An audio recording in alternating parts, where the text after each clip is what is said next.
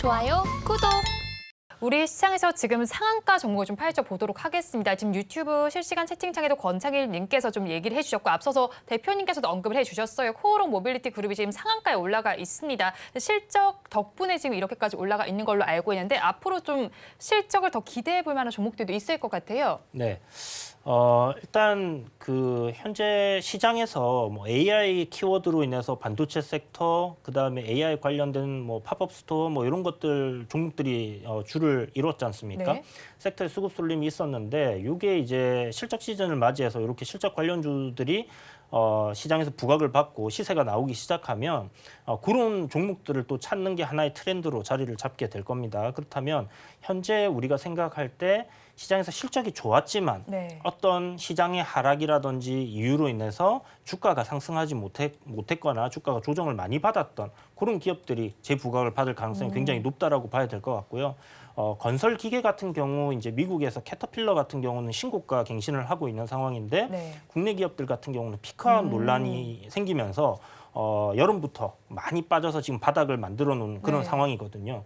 그러나 실질적으로 뚜껑을 열어서 보면 그 매출의 출처라든지 이런 부분들이 많이 다변화되었고 이게 피크아웃이 아니었습니다. 그럼에도 불구하고 이제 그런 내용으로 사실 하락의 이유를 갖다 붙여서 그런 거지 네.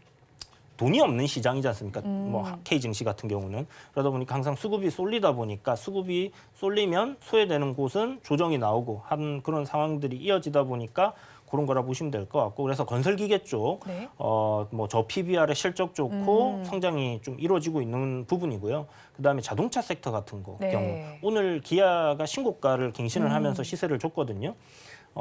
자동차 섹터도 지금 사상 최대 실적을 발표하고 네. 있는데 이게 뭐 단순히 이번에 피크아웃이냐 그러면 그 자동차 반도체 업체 일본에 있는 곳에서 얘기를 했는데 향후 한국 현대기아 자동차가 글로벌 1위를 할 가능성이 높다라는 얘기를 했죠. 네.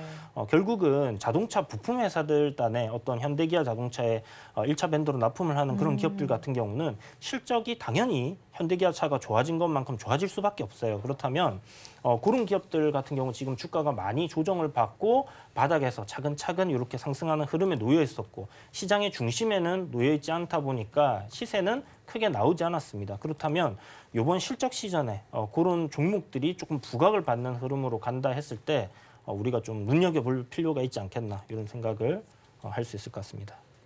네, 상한가를 기록한 종목에 더해서 실적과 관련된 이야기까지 좀 전달을 해주셨는데 PB님께서는 좀 특징적으로 움직이는 종목이 어떤 걸로 보시는지 궁금합니다. 오늘 BL팜텍의 경우에도 이제 자회사에서 AI 세포 영상 진단 상용화 기술 특허를 출원했다는 소식 속에서 급등 양상을 보였거든요. 네. 앞으로는 흐름이 좀 어떻게 나타날지 궁금하고 다른 특징주들도 어떤 게 있을까요? 저도 지금 우선은 말씀하신 그 BL팜텍을 네. 보고 있는데요. 우선 BL팜텍 같은 경우에는 나온 기사에 따르면 세계 최고 AI 세포 영상 진단 상용화 기술에 대한 특허를 출원했다라고 합니다. 보시는 것처럼 특허 출원입니다. 이걸 토대로 아직까지 명확하게 특허를 획득했다라고 할 수는 없고 네. 이것이 지금 당장 기업의 실적에 미치는 영향은 당연히 없습니다. 앞으로는 있을 수가 있겠지만 네. 그건 여전히 지켜볼 필요가 있고요. 더군다나 자회사의 실적이 100%다 BL팜텍에 당연히 반영은 되겠으나 BL사이언스라고 하는 이 기업이 가지고 있는 기업 가치가 BL팜텍에 비하면 크지 않다는 점에서 실적 계산이 대단히 나올 것 같지는 않습니다. 그럼에도 불구하고 오늘 BL팜텍이 이렇게 올라갈 수 있었던 이유는 또 다른 AI 관련 기업으로 테마를 그리고 이제 엮였기 때문에 이렇게 올라간 것이다라고 보여지는데요. 아쉬운 게 있다면 이 기업이 만약에 1월 초에 이것과 관련된 이야기가 나왔으면 AI와 관련된 기업들의 주가 상승이 너무나 컸기 때문에 거기에 따른 수혜를 얻었을 건데 어제 오늘 같은 경우에는 AI 쪽이 흐름이 좋지가 않습니다. 그래서 한편으로 오늘 상한가를 간 것이 비록 많이 간 것이긴 하나 시점이 조금은 아쉬운 점이 있다라고 하는 점을 토대로 여러분들이 눈여겨보셨으면 좋겠고요. 장기적인 관점에서 본다면 BL팜텍이 개인적으로 지금 보이는 추세가 조금은 좋지 않기 때문에 네. 저는 그래도 가급적 여러분들이 적정 시점에서는 정리하는 전략이 더욱 좋지 않을까 그렇게 생각을 하고 있습니다. 기타 다양한 종목들이 움직이고 있는데 HLB 쪽도 강하게 움직이고요. 네. 또 기타 증권이나 생명, 사실 아까도 이야기했지만 증권이나 생명, 또 생명보험이나 은행 같은 경우에는 지난해 연말에 상승 흐름이 의외로 크지가 않았습니다. 그러한 가운데 연초부터 이렇게 흐름이 나오는데요.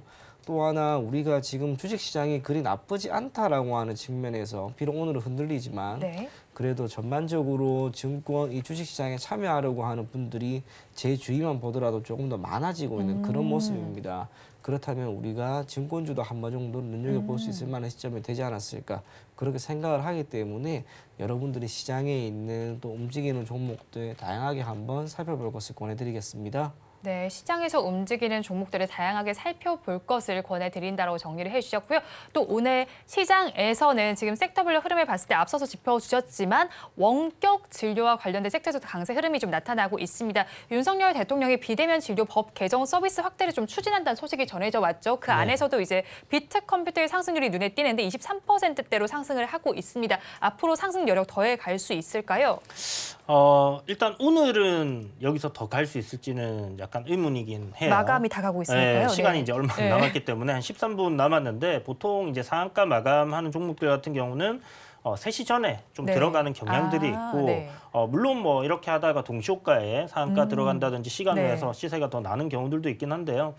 어쨌든 지금 그 정부 정책 수혜주로 우리가 좀 봐야 되겠죠. 비트컴퓨터, 그다음에 뭐 인성정보, 유비케어, 뭐 데이터 솔루션 이런 것들이 이제 디지털화하는 뭐 어떤 그 원격 진료 이런 부분으로 수혜를 보면서 지금 상승 흐름들이 나오고 있는데 이게 뭔가 새로운 거냐 하면 새로운 건 아니에요.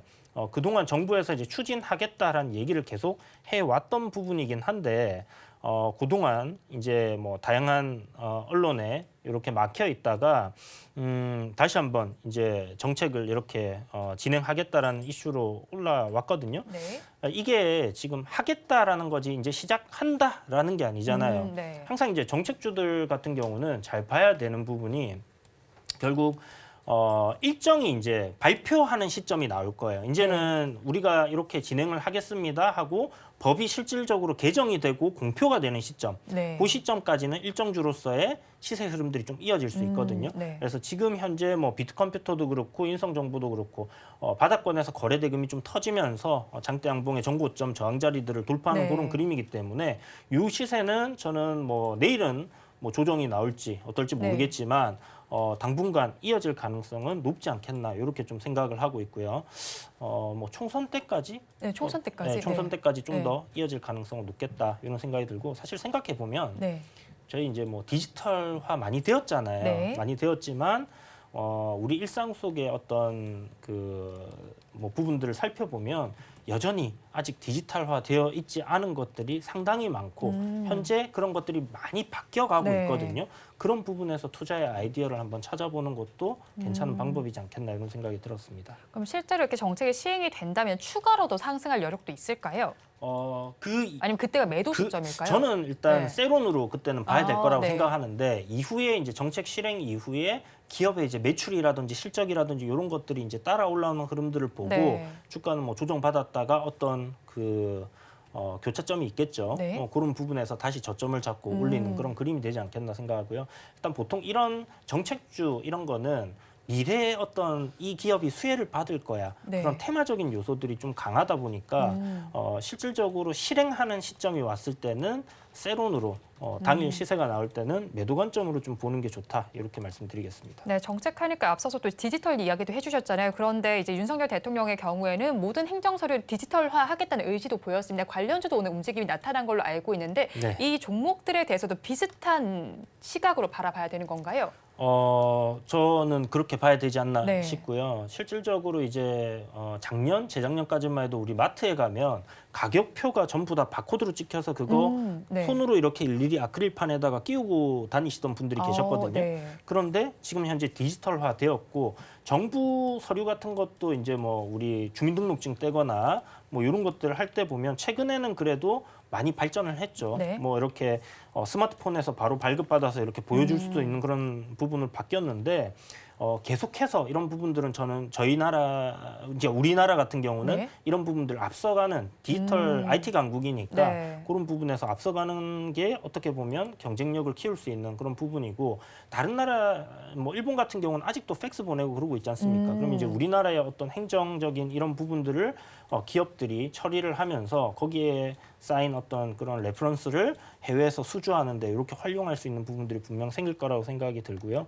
뭐 이렇게 세상이 발전하는 부분에 대한 부분이기 때문에 저는 네. 긍정적으로 우리가 볼 수는 있다라고 생각합니다. 근데 연속성이 과연 이제 뭐 자율주행이나 AI나 뭐 네. 초전도체나 뭐 이런 것처럼 뭐 크게 올라갈 수 있을까? 거기에 대해서는 약간 의문은 있어요. 네, 그리고 또 오늘 상한가를 기록하는 종목 중에 하나를 살펴본다면 대유 플러스가 아닐까 싶어요. 회생 계획을 인가하기 전에 M&A 추진 소식 속에 상한가 기록을 하고 있는데 이 종목에 대해서는 앞으로 어떤 시각을 가져가야 할까요, PB님? 저는 추세 자체가 이렇게 좋지 않은 것들은 네. 개인적으로 권하거나 여러분들에게 긍정적인 이야기를 하기는 힘듭니다. 기본적으로 관리 종목입니다. 네. 그럼 어떻게 이렇게까지 기업이 경영이 되는 가운데 주가를 이렇게 보였을까? 당연히 안 좋은 거죠. 네. 이게 단순하게 기업이 이제 앞으로 회생이 될 것이다라고 하는 그 기대감에 따라 주가가 이렇게 올라갈 수는 있겠지만 투자를 하는 관점에서 지금처럼 이렇게 리스크가 크고 추후 미래에 대해서 너무나 불투명한 기업을 긍정적으로 보고 대응을 하고 매수하는 것은 저는 너무나 어렵다고 봅니다.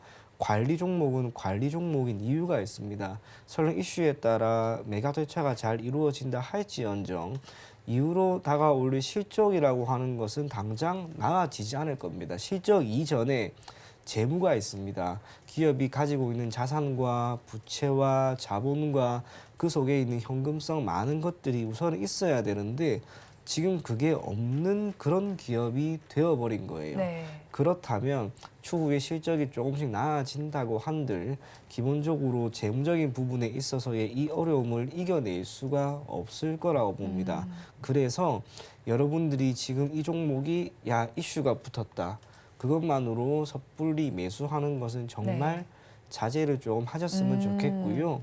추세가 이렇게 꺾이고 안 좋은 이야기가 있는 것들 말고 좋은 종목도 시장에 많이 있습니다. 네. 그렇기 때문에 시선을 완전히 돌리실 것을 저는 권해드리겠습니다. 추세가 꺾이고 있는 만큼 시선을 돌리자라고 전달을 해주셨어요. 지금까지는 좀 상승하는 종목들을 봤다면 이번에 하락하는 쪽으로 좀 눈을 돌려보겠습니다. 하락하는 섹터들도 있을 것 같은데 그 안에서 CCS가 좀 눈에 띄고 있습니다. 하한가로 좀 직행한 모습이 나타나고 있어요. 최대 주주 원상복구 명령에 지금 하한가로 내려왔다는 소식이 전해지고 있습니다. 이 종목의 주가 앞으로도 좀 부정적으로 움직이게 될까요? 오늘 이 모든 게 하한가를 기록했기 때문에 당장 우리가 투자를 함에도 역시 안 좋게 보는 게 맞다고 네. 봅니다. 이 결국에는 최다액 출자자 변경 부적격이라고 하는 게 기업이 재무적인 부분에 있어서 무언가 회복을 하기 위해서 내놓은 정책이 잘 안 되었다는 거잖아요. 네. 그러다 보니 지금처럼 이렇게 주가는 결국에는 하한가를 맞은 것으로 보여지고요.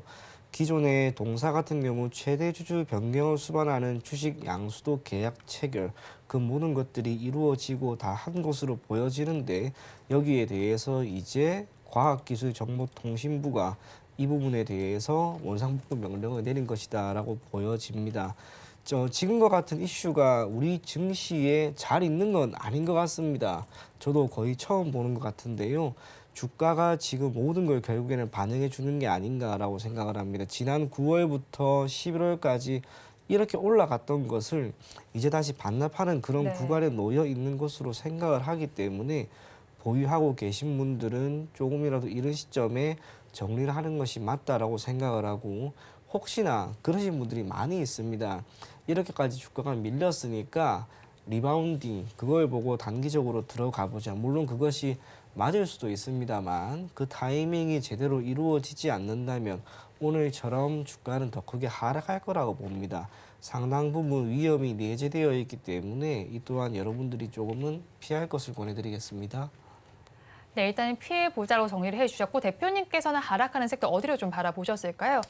뭐 전반적으로 일단 그 기존에 우리 잘 알고 있었던 최근에 강했던 뭐 네. AI라든지 이런 그 반도체 관련된 기업들인데요. 지금 이번에 빠질 때 보면 네. 거래 대금이 뭐 크게 동반돼서 빠지는 게 아닌 것 같아요. 좀 뭔가 과하다 싶을 정도의 적은 거래 대금의 급격한 투매로 인한 뭐 매도세 이런 네. 부분으로 좀 밀렸던 부분들이 있기 때문에 이게 어떤 큰 흐름상의 상승 추세를 훼손하는 게 아니라면 저는 뭐 저점 매수 관점으로 우리가 좀 지켜봐도 괜찮지 않겠나라는 생각을 합니다. 결국 이제 시대의 흐름을 따르는 어떤 그 투자 AI라는 이 키워드로 본다라고 했을 때 과연 이게 끝일까라는 관점이라면 아직 그건 아니라고 생각을 하거든요. 그렇다면 어떤 조정기 이후에 다시 한번 상승으로의 흐름으로 바뀌는 그 시점이 됐을 때는 우리가 또 이쪽 섹터는 계속해서 지켜봐야 네. 된다. 그래서 하락을 꾸준히 지켜볼 필요가 있는 섹터로 그렇게 보고 있습니다.